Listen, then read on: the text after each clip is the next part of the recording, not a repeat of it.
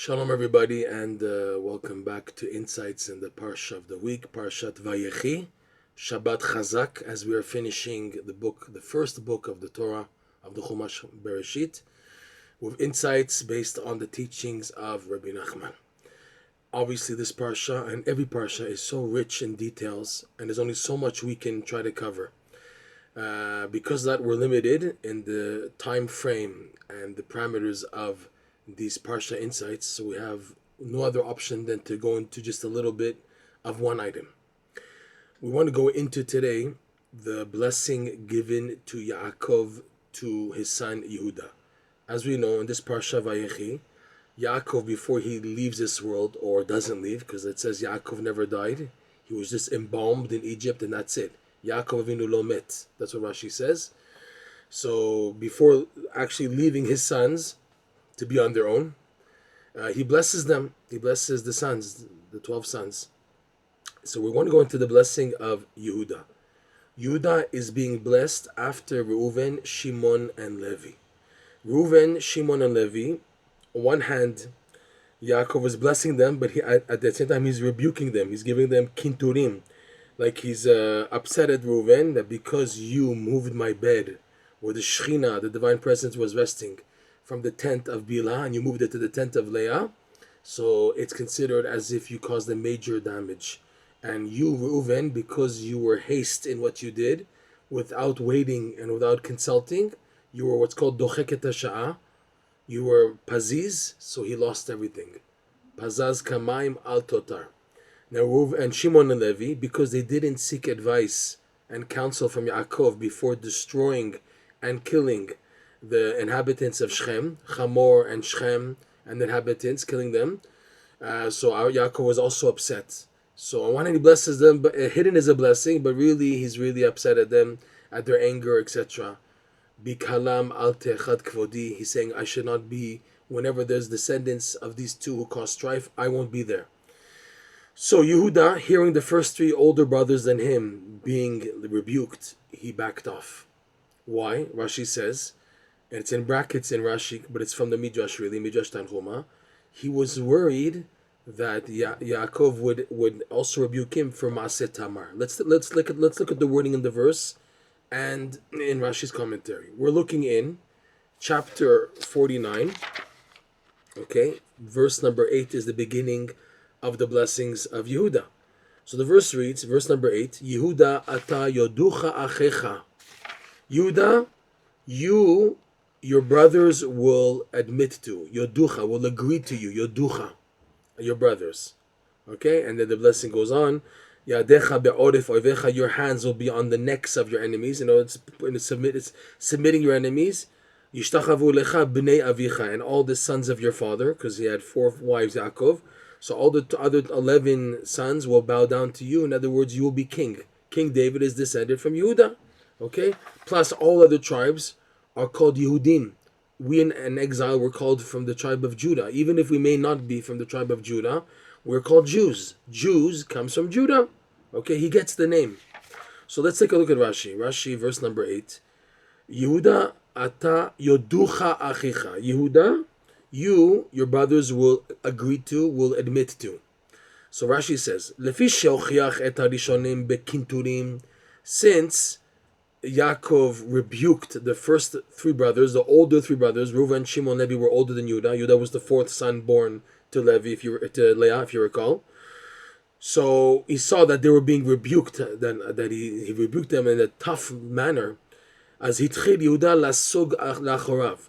So Yehudah began to back off. He began to hide in a corner, afraid to be blessed or spoken to by his father Jacob. And then he brings down in brackets. This is like a version in Rashi, but it's based on the Midrash. It's in the Midrash. Shelo yochichenu al Maaseh Tamar. What was he worried about, Yehudah? He was worried about that Yaakov should not rebuke him about the incident of Tamar. What's the incident of Tamar? That Yehudah had relations with his daughter-in-law. That's not considered ethical, even if it technically may have been permissible at that time before the receiving of the Torah. But it wasn't ethical because she was a descendant of Shem. And Shem was considered like a high priest, so it's not fitting that the daughter-in-law of a high priest have relations in that way, even though it was technically permissible. And there was an opinion in halacha that at that time Yibum, the levirate marriage, which was the case by Tamar, her first two husbands, both brothers, died without kids. So technically, levirate marriage would be allowed also with the father-in-law, believe it or not. But still, she was required to hold a higher status because she was a descendant of Shem, like a Kohen. And that's why Yehudah judged her as like a daughter of a Kohen who has illicit relationships, because he thought she had a illicit relationship. She has to be burnt. Tisaref, right? That's what the incident talks about in Parshat Vayechi. So Yehudah was backing off from that. Already we have a question. And about Yosef, you weren't afraid? You, Yehudah, weren't afraid that Yaakov would rebuke you for the whole incident of selling Yosef to Egypt, being the one to incite it, to initiate it. Instead of telling the brothers, let's just take him back home, you said, no, instead of killing him, let us sell him to the Midianites and the Ishmaelites until eventually he was sold to Egypt, to Potiphar in Egypt. And you're the one who dipped his Hektonet Yosef, the coat of Yosef, the shirt of Yosef, in blood of a sheep or ez, a goat, and you brought it to Yaakov. Is this your son's? Is this your son's shirt that you gave to him, the Ktonet Pasim, right? So why wasn't he rebuked there? Why is he not worried about that? He's worried about Tamar, the incident of Tamar, him having relationships with his daughter-in-law unknowingly, but he's not worried about the rebuke towards selling Yosef. So let's just go on in Rashi. Ukra'o Yaakov b'divrei ritzui. So Yehudah was backing off. He was scared. What is Yaakov going to say to me? What rebuke is waiting for me? If this is what he did to Reuven, Shimon, and Levi before me, so what's waiting for me? So Yaakov called him up with divrei ritzui, with words of yearning, of pleasantness, of appreciation, of wanting, of love. Yehudah lo ata kmotam. Yehudah, you are not like them. So we have tons of questions here. What in the world? What's going on here? You're not like them. He was worried about the Maaseh Tamar, and Yaakov is saying it's not in the same category as Reuven, Shimon, and Levi. On a simple level, we already answered the question. Reuven, Shimon, Levi's blemish, even though they were outstanding tzaddikim, and like Reb Noson says many times, who are we to judge tzaddikim? That the Torah, though, gives us an opening to say that there was a fault, so we can't compare it to ourselves. We can learn a personal moral lesson, yes, but don't forget, these are outstanding tzaddikim, and at their level, at their caliber, there was a blemish here. The blemish we are meant to learn from is that these three, they acted out of haste. They had a good intent, but it was without breakers. It was just too much light intensity without, wait a second, let's see if we're doing the right thing or not. They jumped. Reuven, without consulting, moved his father's bed. Shimon, Levi, without consulting, they destroyed the whole city of Shechem on their own initiative, their own plan, etc. Okay, so there the blemish is of docheket hasha. You're pushing the time. It's not the right time. Like Yaakov told Reuven and Shimon and Levi, it wasn't the time to fight the Canaanites. You made it earlier because you initiated it by killing the city of Shechem. Okay, by Reuven, it wasn't the time for me to put my bed in the tent of Leah.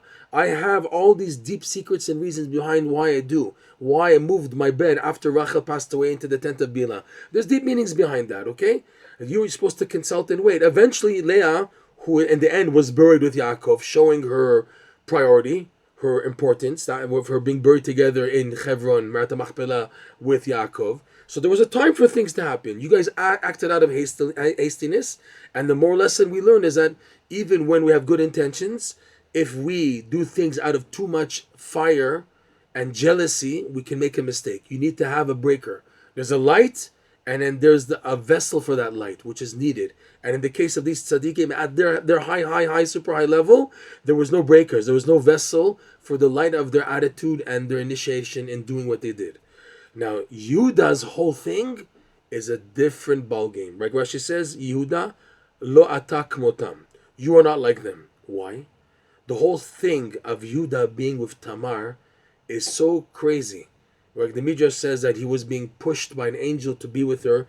He saw a prostitute on the road leading towards Hebron, to Marat Machpelah, and he, like the Parshat and Vayechi, asked her if we can be together, if we can sleep together. And that already is crazy. And Yehudah knows it's a shameful act. But on one hand, he was pushed by an angel, the Midrash says, and the Zohar says. So that's what he was worried about. That Yaakov would rebuke him for doing this illicit act, technically, of being of a prostitute, and then it turned out to be Tamar. But the way it came out was on both sides, illicit. Tamar hid from her father-in-law that she was pregnant from him, and Yehudah hid from everyone else that he was a prostitute. So there was an embarrassment. That was the Maaseh of Tamar. Now, what is the category of what did happen with Yehudah and Tamar?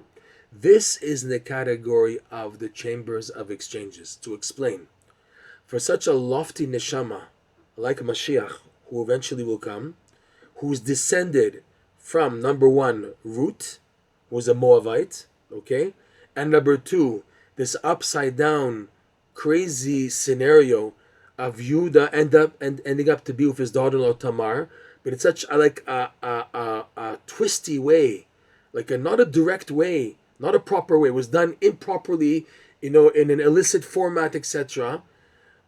From here is descended Mashiach. Why? So Reb Noson goes into this a lot, that in order for Mashiach to bring forth complete rectification to the entire world, it requires that he has what's called a kupat shratzim shetalui ma'achorav, that he has a box of vermin hanging behind him, that he has a past. Mashiach, if everything was just perfect yichus, perfect lineage, perfect pedigree, everything was just tzaddikim, so if that's the case, he would not have the ability to reach out and to go to the lost souls. If he's such a perfect tzaddik with no upside down background pedigree, even a dent, so how do you expect this person to have the capacity to enter the realm of the chambers of exchanges, to extract the lost souls, which are so unfortunately abundant right now before Mashiach comes? We can say the majority of the Jewish world are lost souls, are or tinok shenishba, born not religious, not knowing, not because it's their fault, but being brought up secular, not knowing anything about Hashem and Yiddishkeit, etc. So tinok shenishba, that's the category. Or people who just were forced in Yiddishkeit too heavy and too tough that they fell off and they're not interested and they're broken. Or people just are going through so many difficulties in life and they just crack and they fall to illicit or forbidden, illegal, Torah illegal standard relations or activities or lust desires. So if someone is such a perfect tzaddik, how is he going to be able to get to those people? So Reb Noson explains Mashiach has to have some upside down lineage, but here in this case it's really upside down. Don't forget, Ruth came from Moav. Moav is from the relationship of Lot and his daughter. That's also upside down. Lot and his daughter produced Moav. Moav is the ancestry of Ruth. Ruth is the ancestry of King David. And also Yehudah with Tamar. Again, the Torah is making a whole story that there was a problem here. That it's all balagan, all upside down. All this to show that the lineage of Judah, and Judah is being praised in this week's Parsha, that he's going to be the king. King David, King Mashiach will come from Judah. Okay? Nachon will be Mashiach ben Yosef. Well, fine. But the main emphasis, finally, of Mashiach's coming will be Mashiach ben David. That's who we're waiting for. That's the real Mashiach, the finalizing, the chotemet, the finalizing of the redemption is coming through Mashiach ben David. Predecessor is Mashiach ben Yosef, preparing the way for Mashiach ben David. Okay? So this upside down lineage showing a scenario of brokenness, which relates perfectly to this concept of the chamber of exchanges, where things are not like they should be. They're messed up, upside down. So to Yehudah being with Tamar was in an upside down, swapped scenario. What are you doing with your daughter-in-law? And also the way it came about, that you had an illicit relationship with a prostitute, and she also hid it. So there was this as being a suspicion that she was with somebody else. Okay, and it was done in such a funny way, a swapping way. That is to give the lineage of Mashiach to have a background from the chamber of exchanges. So for this reason, and this needed to bring the ultimate tikkun to help the lost souls, which are this time before Mashiach comes, it was necessary for Yehudah to enter this domain. It's necessary for Mashiach to be descended from both a Ruth scenario, descended from Lot and his daughter, Moav. Moav means Me'av, from my father. She wasn't even ashamed. There was no shame in Lot's daughter. She called the son Moav. This is from my father. His name. Why is he called Moav? He's from my father. Unbelievable. There's no shame here. Plus Yehudah and Tamar. This is the lineage leading to King David, Shlomo, and eventually Mashiach B'ezrat Hashem. So this is why Yaakov is telling you that you're not like the predecessors, okay? And he was worried about that, okay? Now we have to answer the question, and why wasn't Yehudah worried about the damage caused to Yaakov because of hiding that Yosef is still alive and then he was sold to Egypt, and also being involved, giving the okay to sell Yosef instead of saving him totally? Like Rashi points out in Parshat Vayechi, the brothers took down the status of Yehudah after they saw how much suffering and mourning and crying and pain Yaakov was in because of the loss of Yosef. So they blamed him. He says, because of you, Yehudah, we listened to you. If you would have told us not to sell Yosef, we would have listened to you. So they horidu migdulato, Rashi says. They took him down from his status, okay? So the question is, how come Yaakov, you're not rebuking him about that pain that you had? Because Yaakov also knew that in order to begin the planting of the future of the Jewish people, Yosef had to go down to Egypt. He initiated it. He said, go down, find your brothers.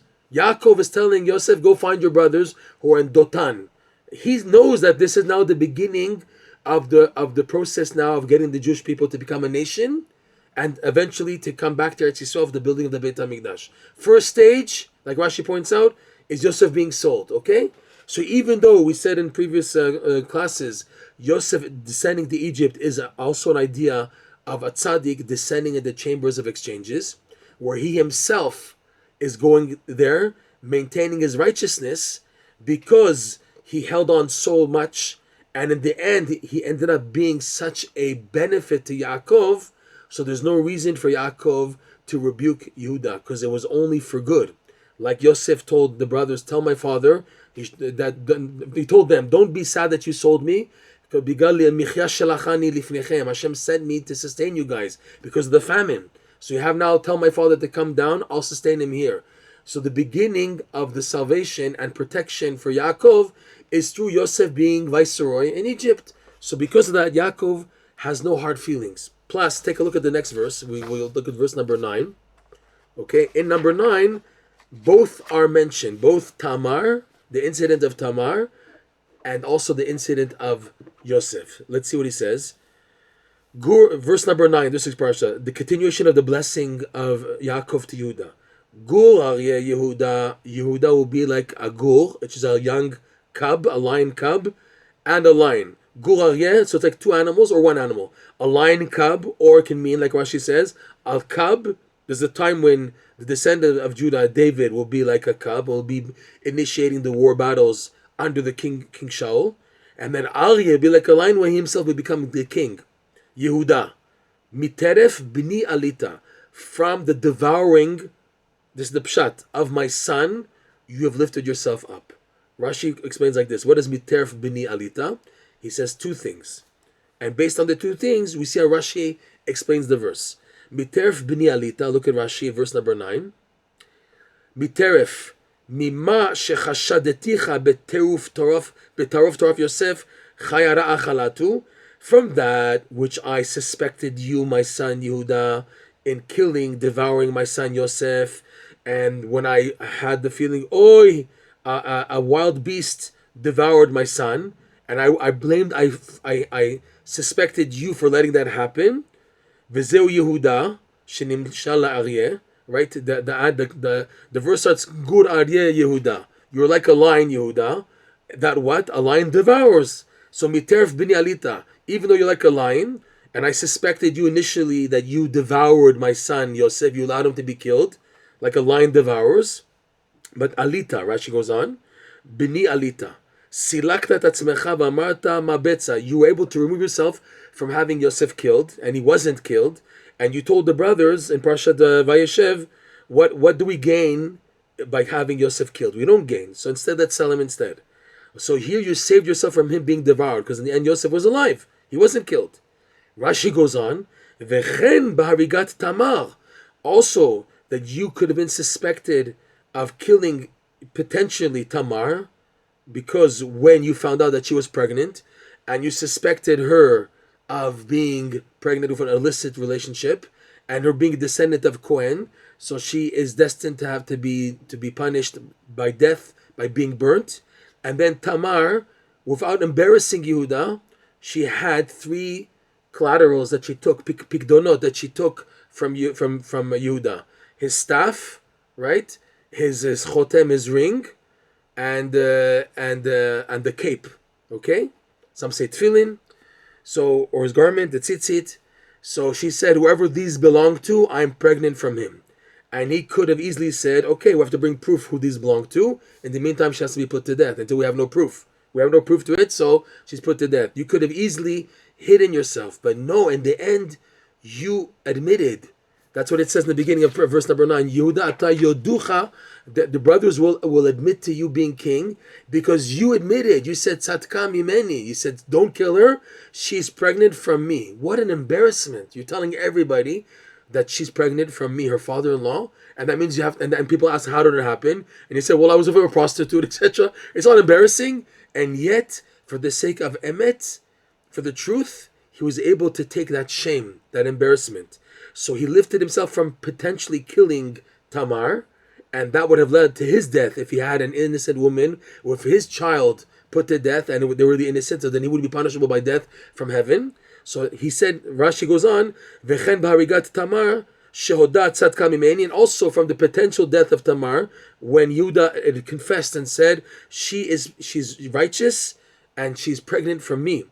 Lefichach, and that's why the blessing goes on, okay? So Rashi, just on the side, he explains the verse like this, Miteref b'ni alita.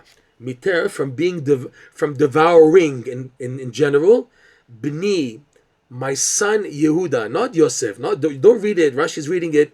He's not reading it miterf b'ni, from the devouring of my son Yosef have you been elevated, which was the original understanding.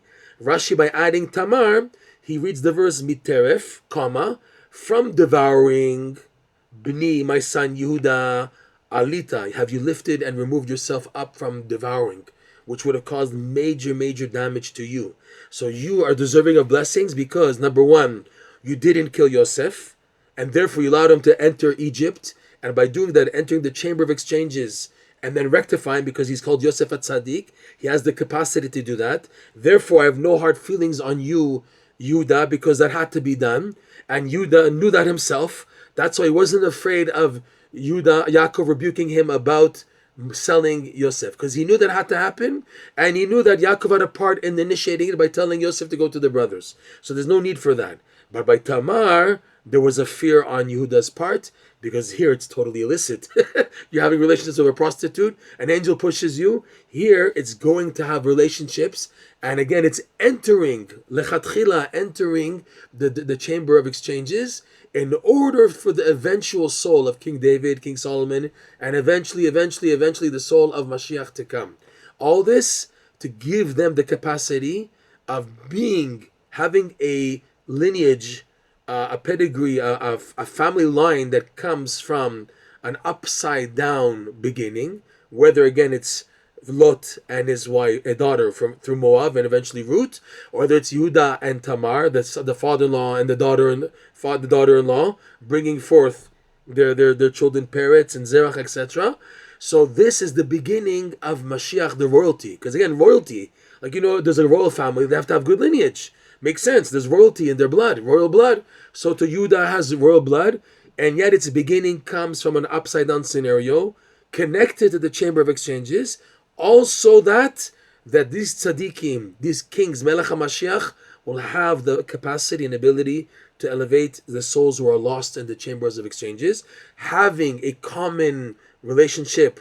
We have something in common. You guys lost in the chambers of exchanges, and me. My lineage comes from Lot and his daughter and Moav, and from Yehudah and Tamar. So I'm also in an upside down scenario. I can get in and extract.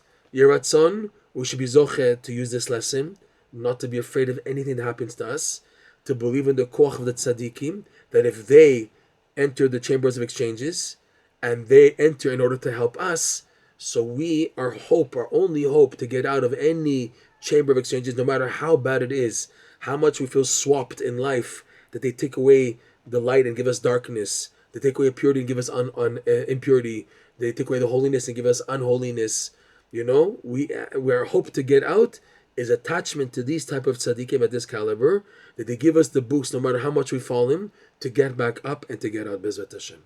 Shabbat Shalom, and all the best.